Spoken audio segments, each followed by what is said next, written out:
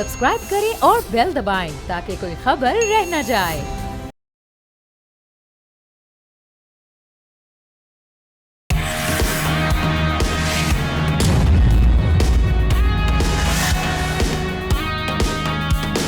अस्सलामुअलैकुम, आप देख रहे हैं न्यूज़ पंच। मैं हूं आमना खटाना। आगाज़ में बात करेंगे मशरिक़ वस्ता की जंग एक नए और ख़तरनाक मोड़ पर है। ईरान में मुश्तबा ख़ामनाई के सुप्रीम लीडर मुंतखब होने के बाद इसराइल पर हमले तेज़ हो गए हैं और तेल अवीव में कई इमारतें मलबे का ढेर बन चुकी हैं। इन हमलों में मज़ीद दो इसराइली हलाक जबकि 100 से ज़ायद ज़ख्मी हुए हैं और हलाकतों की मजमूई तादाद 13 तक जा पहुँची है।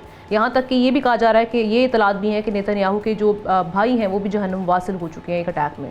दूसरी जानिब ईरान ने अमरीकी अड्डों को भी मिसाइलों और ड्रोन से निशाना बनाया, जबकि 7वीं अमरीकी फ़ौजी की हिलाकत की तस्दीक हो चुकी है। पासदारान इनकलाब ने अबनाए हुर्मज़ से गुजरने के लिए नई शर्त रख दी है कि जो मुल्क अमरीका और इसराइल के सफ़ीरों को मुल्क बदर करेगा, उन्हें निकालेगा, उसी को रास्ता दिया जाएगा। इसी दौरान रूसी सदर व्लादिमीर पुतिन ने अमरीकी सदर डोनाल्ड ट्रंप से रब्ता करके तनाज़ा ख़त्म करने का मशवरा दिया, जबकि अमरीका आलमी तेल की कीमतें कम करने के लिए रशियन ऑयल पर पाबंदियां नरम करने पर गौर भी कर रहे हैं। मगर अमरीकी सदर डोनाल्ड ट्रंप का कहना है कि ईरान के खिलाफ जंग हम जीत चुके हैं और दुश्मन के ख़तरे को हमेशा के लिए ख़त्म करेंगे। ईरान का मौक़िफ़ इसके बरक्स है। अब्बास इराक़ची का कहना है कि उनके पास अभी अमरीका के लिए बहुत से सरप्राइजेस हैं। बात करने के लिए एहतशामुल हक साहब सीनियर एनालिस्ट हमारे साथ हैं। उनके साथ साथ आज हमें प्रोग्राम में ज्वाइन किया डॉक्टर हुमा बकाई साहिबा ने, इंटरनेशनल अफेयर्स एक्सपर्ट। उनको भी वेलकम करते हैं प्रोग्राम में।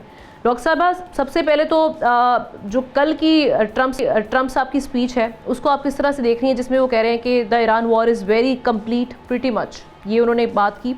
और ये भी वो कह रहे हैं कि जी अभी स्ट्रेट ऑफ हॉर्मुज़ उसको हम बंद होने नहीं देंगे, ऑयल और एनर्जी सप्लाई जो है उसका जो फ़्लो है वो जारी रखा जाएगा, लेकिन अगर ईरान ने कोशिश की तो उसको इससे भी सख्त मार पड़ेगी जिससे वो रिकवर नहीं हो पाएगा। अहदाफ अगर हम बात करते हैं तो साबिक अमरीकी इंटेलिजेंस अफसर विलियम स्कॉट ये कह रहे हैं कि ये जंग जो अमरीका हार चुका है और ये जंग उनको हारनी भी चाहिए जो इन्होंने मामलात किए हैं। तो यहाँ पे तो अहदाफ अभी तक हासिल नहीं हुए। ट्रंप साहब कह रहे हैं कि जी हम ये जंग ऑलमोस्ट जीत चुके हैं और ख़त्म होने वाली है ये जंग। किस तरीके से आप इसका एनालिसिस करेंगी और इस पर भी ज़रा कॉमेंट कीजिएगा कि ख़ामनेई साहब को रिप्लेस भी ख़ामनेई साहब ने किए। अब वो कह रहे हैं कि अगर इन्होंने हमारे बात ना मानी, इन्होंने अगर ये जो यूरेनियम एनरिचमेंट है ये अगर जारी रखी तो इनको भी हम कत्ल करने की सपोर्ट करेंगे। ये वॉल स्ट्रीट जर्नल की आज रिपोर्ट बता रही है, ये वार्निंग कत्ल की दी गई है।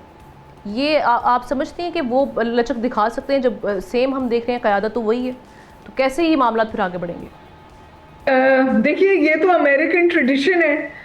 तालिबान से हुकूमत ली थी, वहाँ पता नहीं कितने साल रहे और फिर तालिबान को ही हुकूमत दी और अभी भी यही सूरत हाल हुई है। लेकिन ऑन अ सीरियस नोट मेरा ख्याल है कि ईरान की जो रिटेलिएशन आई है और जिस हिकमत अमली से ईरान ने जवाब दिया है, इज़राइल में भी बौखलाहट है और अमेरिका में उससे ज़्यादा बौखलाहट है। और सिर्फ एक वॉल स्ट्रीट जर्नल नहीं, जितने भी सीरियस मकाले हैं वो कह रहे हैं वॉर ऑफ चॉइस थी, यानी इस जंग की ज़रूरत ही नहीं थी।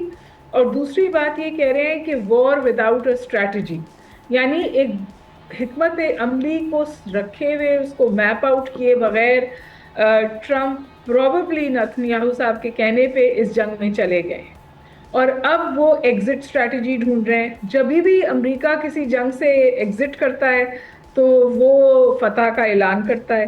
तो उन्होंने कही कि ये 10 रोज़ की एक्सकर्जन थी और अब हम वापस जा रहे हैं, ये उनके एग्जैक्ट अल्फाज हैं।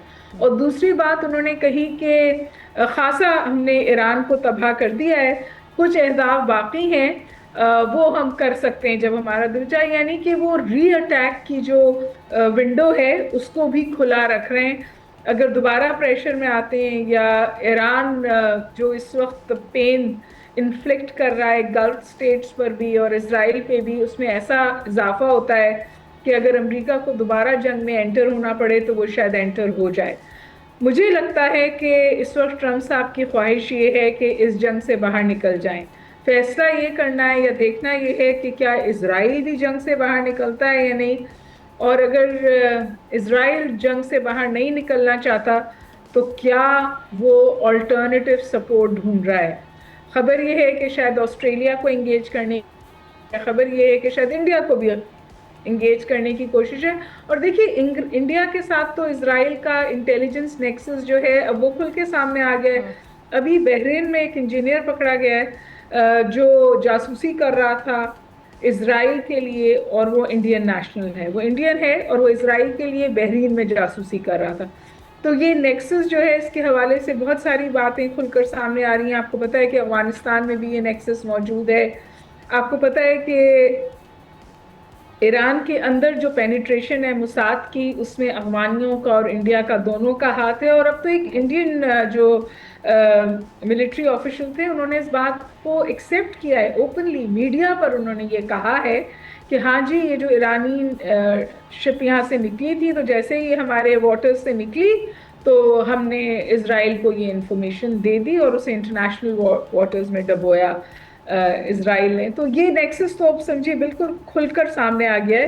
लेकिन जो ज़्यादा ख़तरनाक सपोर्ट सामने आई है वो सपोर्ट है जो रशिया को दे रहा है, और इस वजह से ईरान बहुत टारगेटेड हमले कर पा रहा है, तल अवीव में भी और दीगर गल्फ ममालिक में भी।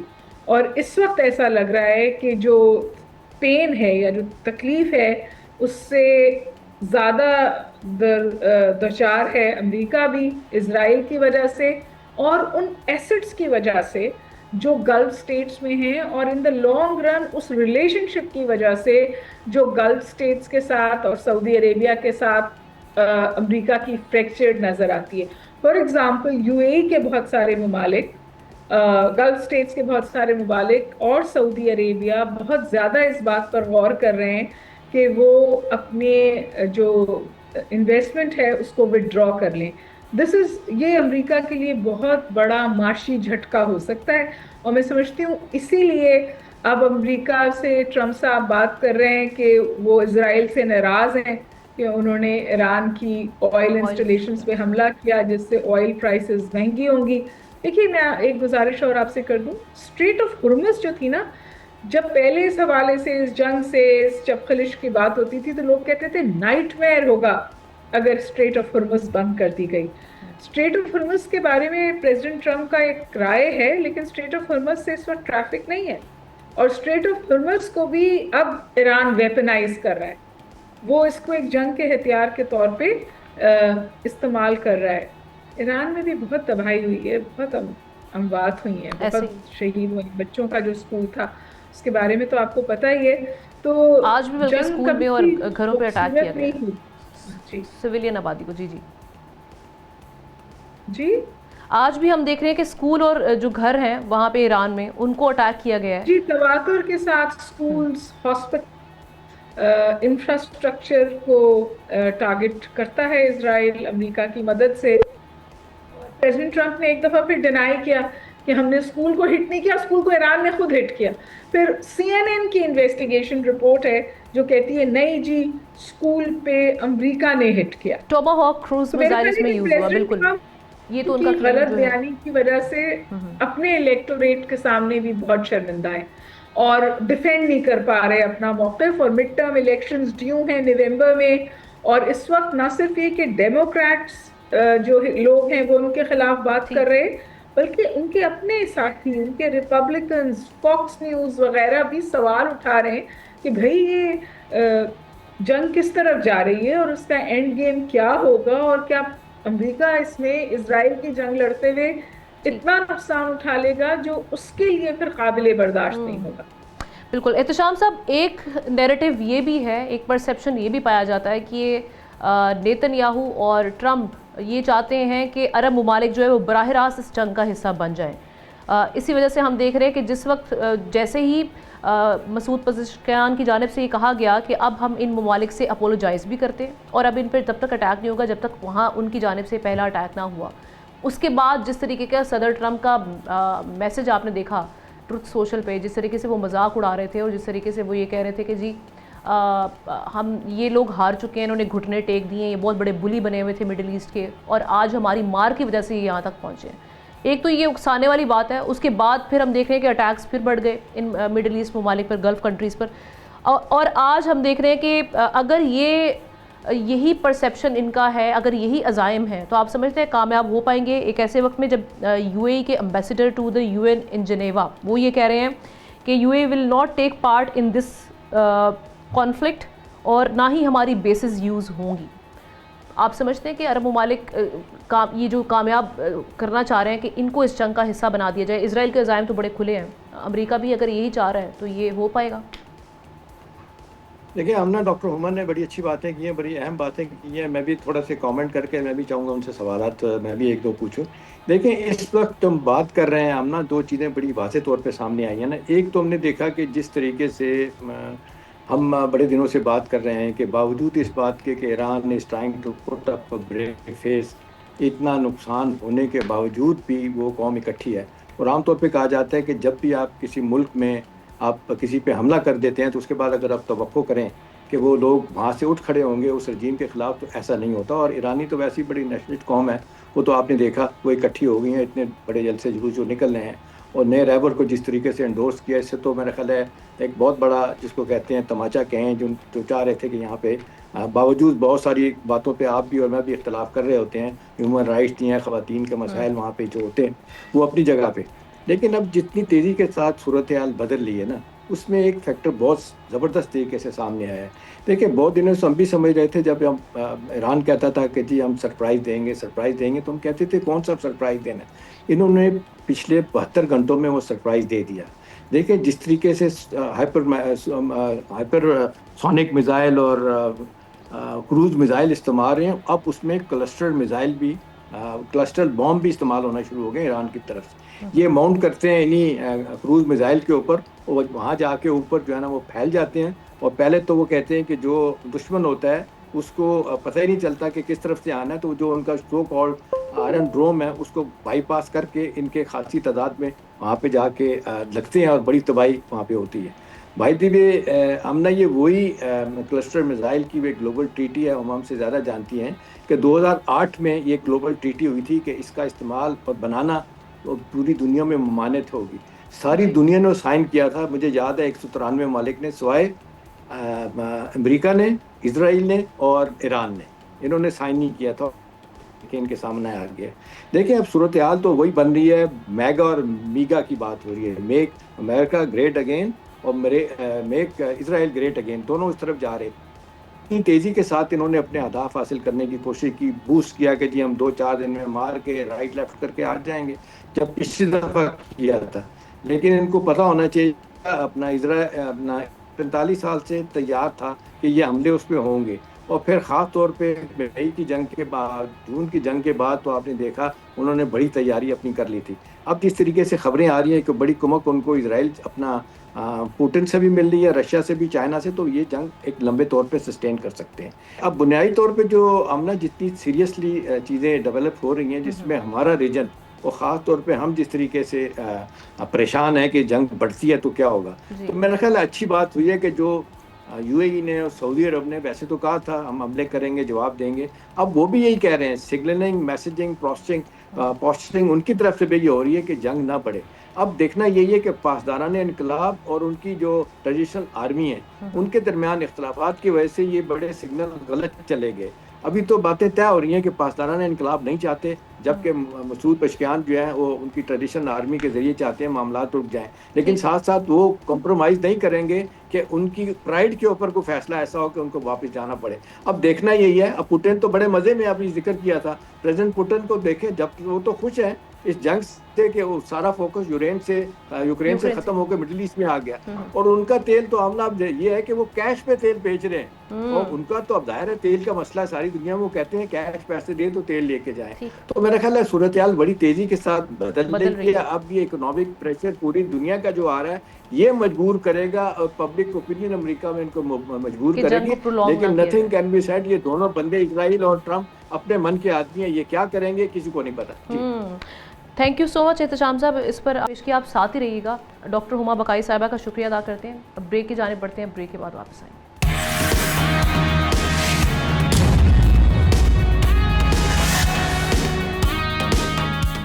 वेलकम बैक नाज़रीन। पाकिस्तान में पेट्रोलियम बहरान का खतरा टल गया है। आज खबर आई कि पोर्ट कासिम पर पेट्रोल से भरे जहाज़ों की आमद शुरू हो चुकी है।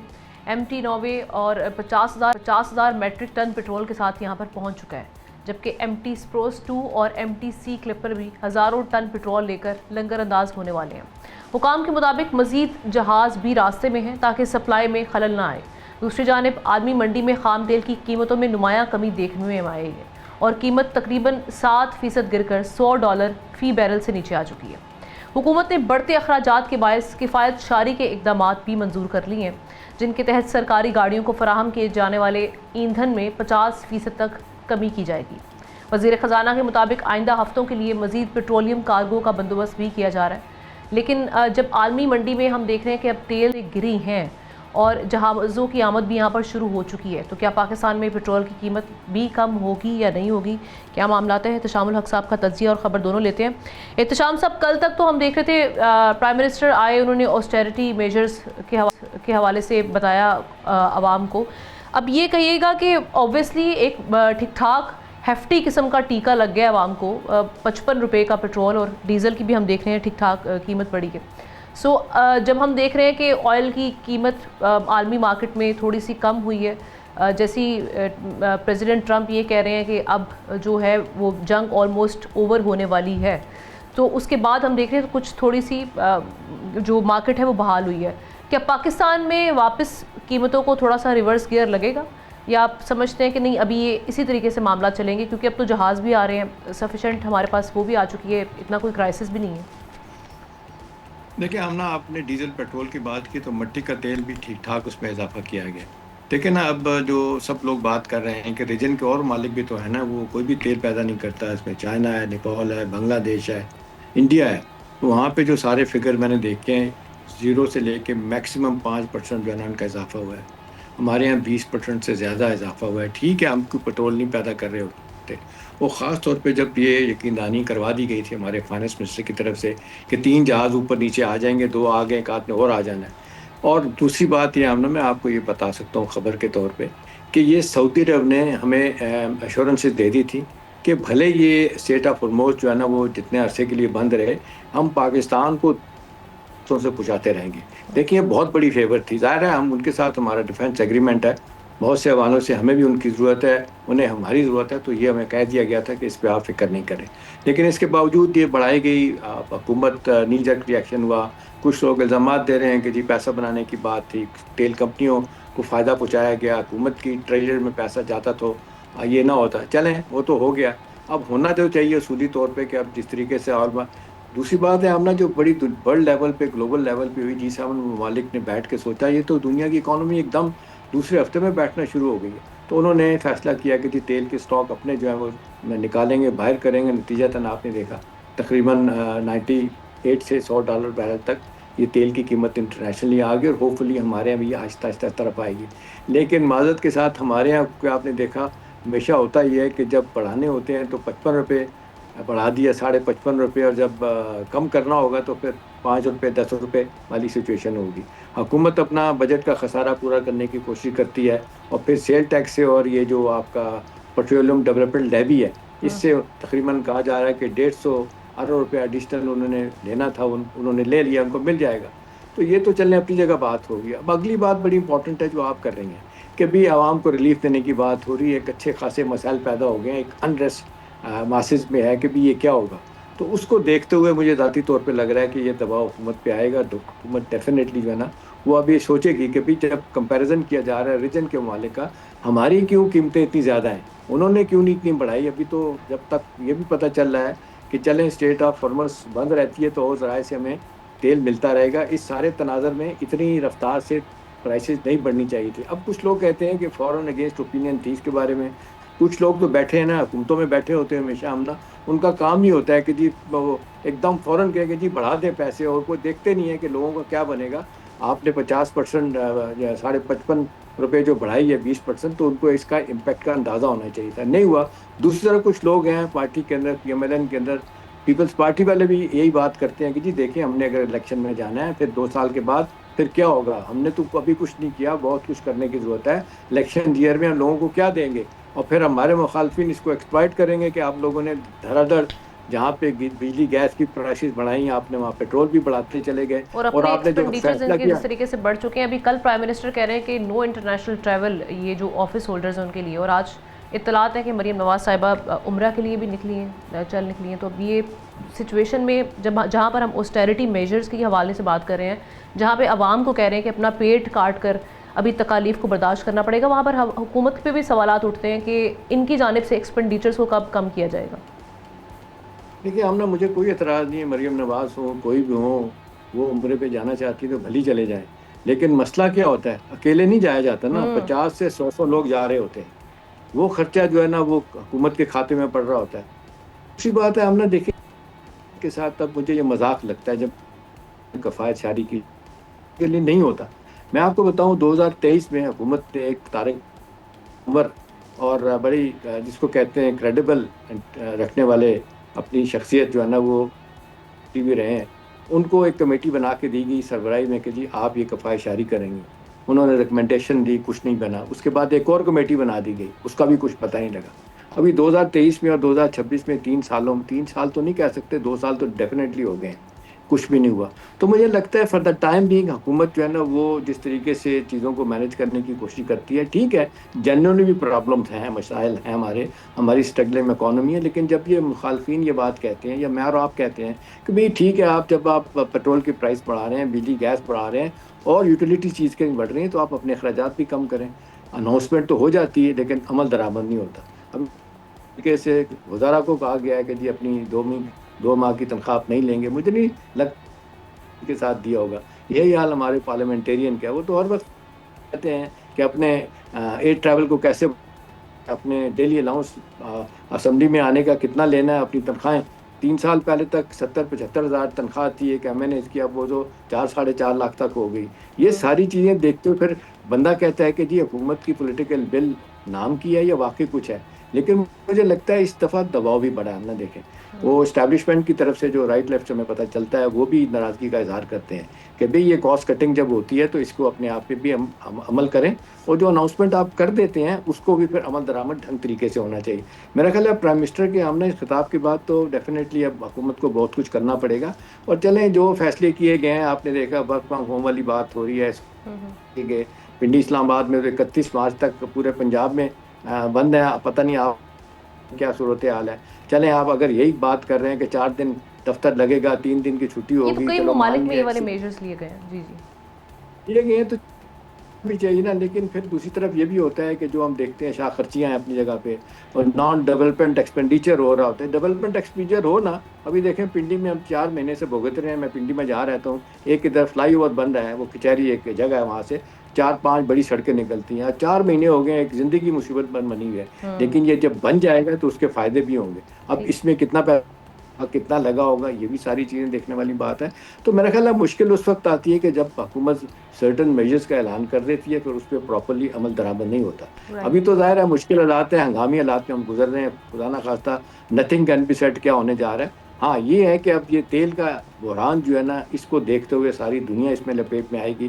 अभी तो अमेरिका में आमना बातें शुरू हो गई कि 2008 का लीमैन ब्रदर्स वाला जो क्राइसिस आया था, ये उससे बड़ा क्राइसिस होगा अगर ये जंग प्रोलॉन्ग करती है। वो हम उस पर आगे भी बात करेंगे, जिसके चांसेस लग रहा है कि फ़िलहाल तो कुछ नहीं लग रहा, कोई सालसी नज़र नहीं आ रही, कोई मामला नज़र नहीं आ रहा। तो इस सारे मामले को देखते हुए हमें अपने घर को ठीक रखना है, हमने अपनी इक़्तिसादी ज़रूरियात को कैसे पूरे करना है, हमने बेल्ट टाइटनिंग कैसे करनी करवानी है, ये भी देखें। ऑस्टेरिटी मेजर जो हम कर रहे होते हैं वो भी IMF के कहने पे कर रहे होते हैं। IMF शदीद दबाव रखता है ना। अभी भी आप देख लें 400 अरब रुपए का जो हम देख लें शॉर्टफॉल है रेवेन्यू का, अब इनको समझ नहीं आ रही। IMF की टीम आएगी और सवाल पूछेगी, अगली $1.2 बिलियन की किस्त लेनी है, तो ये सारी चीज़ें पूछी जाएंगी। पूछा जाएगा कि जो आपकी जो करप्शन है जिसका आप जिक्र कर रही हैं, आप कितने कामयाब हुए उसमें, आपकी जो मिस गवर्नेंस है वो ठीक जो हो रही है उसको आपने गुड गवर्नेंस में कैसे तब्दील करना है, वो नहीं हो रही। फिर हमारे जो प्राइवेटाइज होने अदारे, एनर्जी सेक्टर बुरान जिसको अक्सर हम कहते हैं कि वो एक बिगेस्ट होल है जो हमें खाए चले जा रहा है। 5 ट्रिलियन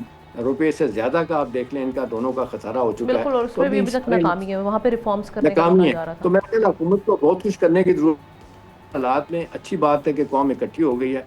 जिस तरह देख लें वो जो तब्दीली की बात वहाँ पे हो रही थी ईरान में कि जी तब्दीली आ जाएगी, वो देखें क्राइसिस में वो लोग इकट्ठे हो गए। तो मेरा ख्याल है अब वक्त ये कह रहा है कि हुकूमत अपनी बातों पे अमल दरामद करके दिखाए।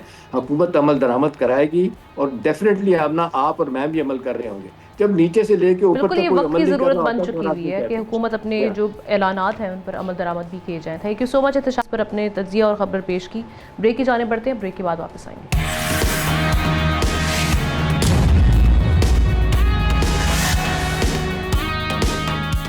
वेलकम बैक नाजरीन।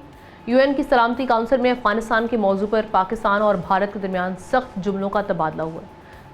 पाकिस्तान का शुरू से मौक़िफ़ है कि भारत अफगान सरजमीन से इस्तेमाल करके खित्ते में दहशतगर्दी को हवा दे रहा है। दहशतगर्दों के खिलाफ कार्रवाइयों पर भारत की तनकीद पर पाकिस्तानी मंदूब ने भारत को आईना दिखाया तो भारत मंदूब बुरा मान गए। भारतीय गठजोड़ से अफगानिस्तान की मौजूदा रजीम के गैर कानूनी इक़दामात और दहशतगर्दों की मुबैना सरपरस्ती के खिलाफ अब सिर्फ खित्ते में ही नहीं बल्कि आलमी सतह पर भी आवाज़ें उठने लगी हैं। अमरीकी वज़ीर ख़ारजा मार्को रूबियो ने आज अफगानिस्तान को नाजायज़ हिरासत की सरपरस्ती करने वाली रियासत करार देते हुए कहा है कि तालिबान मुराद हासिल करने के लिए दहशतगर्दी को हथियार बना रहे हैं और ये दबाव अमरीका पर असरअंदाज नहीं होगा। दूसरी जानिब अफ़गान रहनुमा अहमद मसूद ने तालिबान रजीम के ज़ेर साया दहशतगर्दों की महफूज पनाहगाहों को बेनकाब कर दिया। अब ये जो सारी सिचुएशन बन रही है, अफ़गान तालिबान पर किस हद तक प्रेशर और क्या इसका रिस्पॉन्स मुमकिन तौर पर क्या आ सकता है? ज़ाहिर शाह शराजी साहब सीनियर एनालिस्ट हमें ज्वाइन कर चुके हैं। शाह साहब, सबसे पहले तो एक तो हम यही देख रहे हैं मार्को रूबियो का ये जो स्टेटमेंट है ये कितना इंपॉर्टेंट है। इस पे तालिबान रजीम प्रेशर महसूस करके क्या कोई इसका पॉजिटिव रिस्पांस आएगा, वहाँ से कोई एक्शन लेने का सोचा जाएगा? और इसके साथ साथ जो यूएन की सलामती काउंसिल में एक बार फिर हमने इस मसले को हाईलाइट किया, तो ये इसका जब हम ऐसे प्लेटफॉर्म पर बार बार ये चीज़ें हाईलाइट होती हैं और अब तो हम देख रहे हैं कि एक्सचेंज हुआ है वहाँ पर जुमलों का, तो इसका इम्पैक्ट किस हद तक आता है? देखिए, मेरे ख्याल में मार्को रूबियो का ये ट्वीट, इसको हम दो एंगल से ले लेंगे। मुझे ये इंतहाई खतरनाक भी नज़र आता है वो खित्ते के हवाले से। उसकी बड़ी वजह ये है कि अगर आप लार्जर कॉन्टेक्स्ट में देखें तो इस वक्त मिडल ईस्ट में ईरान ने कम से कम 12-13 जो अमेरिकन बेसिस थे उनको ऑलमोस्ट डिस्ट्रॉय किया है या उनको नाकाबिले इस्तेमाल बना दिया है। दूसरा, अमरीकी वहाँ से एग्जिट कर रहे हैं। तो इस वक्त मार्को रूबियो का अफगानिस्तान की तरफ रुख करना और अफगान तालिबान से फिर मुतालबा करना कि मार्क कोयल और जो महमूद हबीबी है उसको छोड़ा जाए।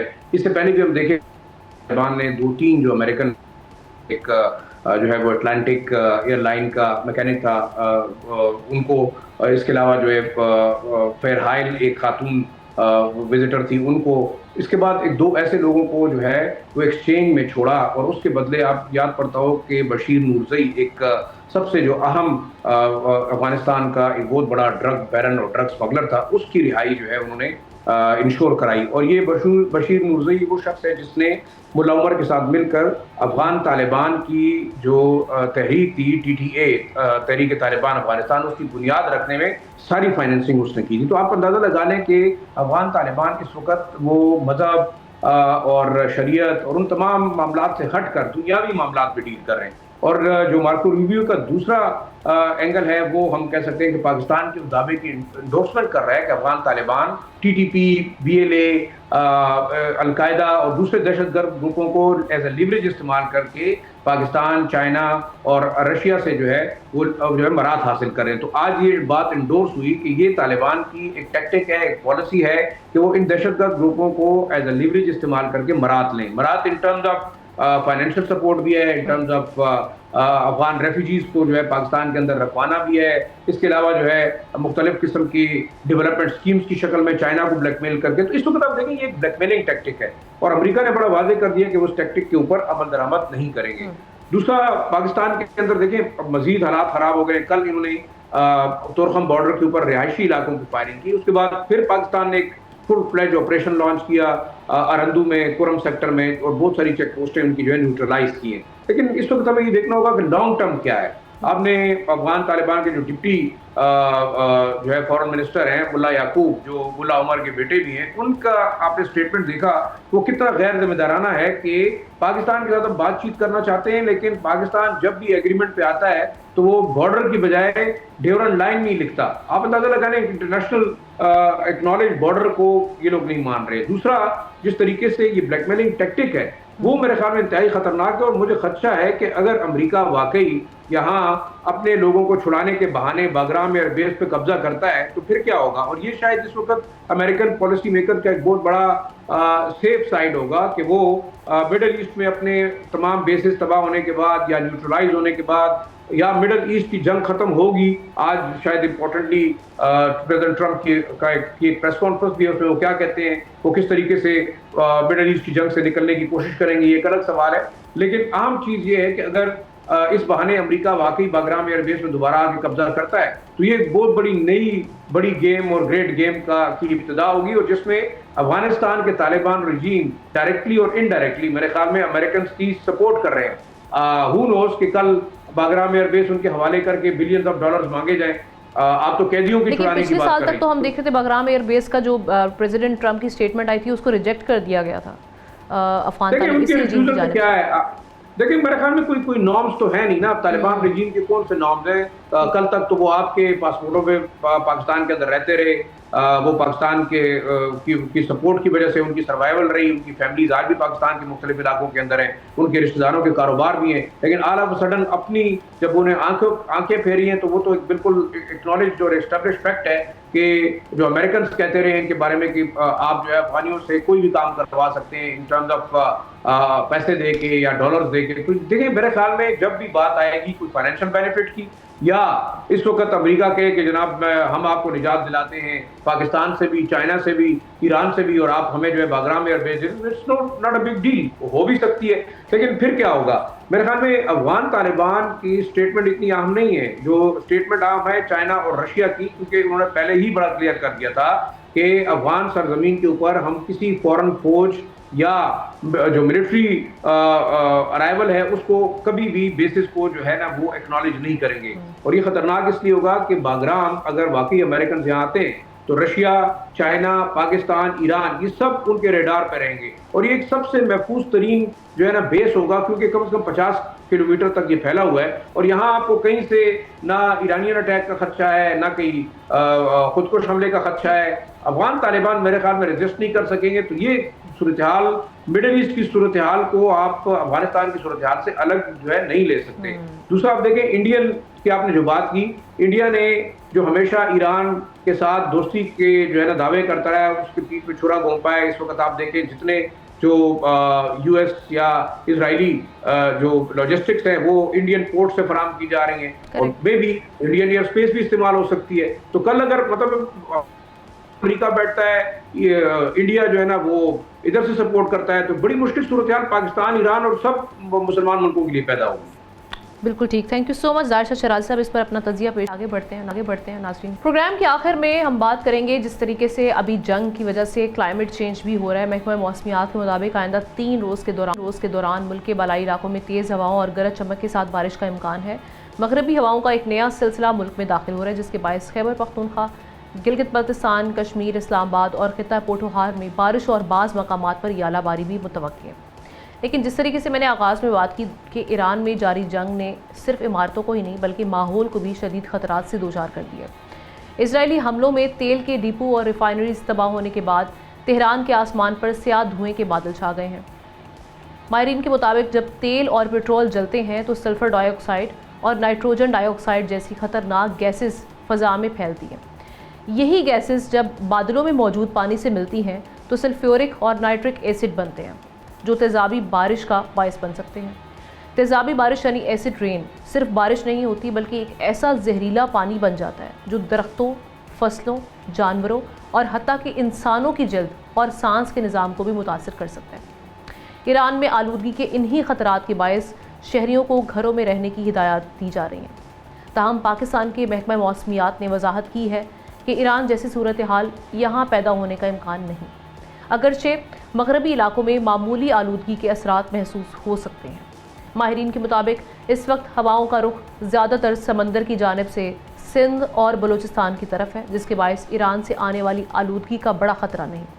हालिया बारिशें भी मामूल के मुताबिक हो रही हैं जो फ़ज़ा को साफ़ करने में मददगार साबित हो सकती हैं। यूँ तसल्ली यही है कि पाकिस्तान में बारिशें मुताबिक रहेंगी और सूरत हाल काबू में है। इस खबर के हवाले से कमेंट सेक्शन में जाके आप अपनी राय का इज़हार कर सकते हैं। हमें प्रोग्राम से इजाज़त दीजिए, इंशाल्लाह कल मुलाकात करेंगे। अल्लाह हाफ़िज़।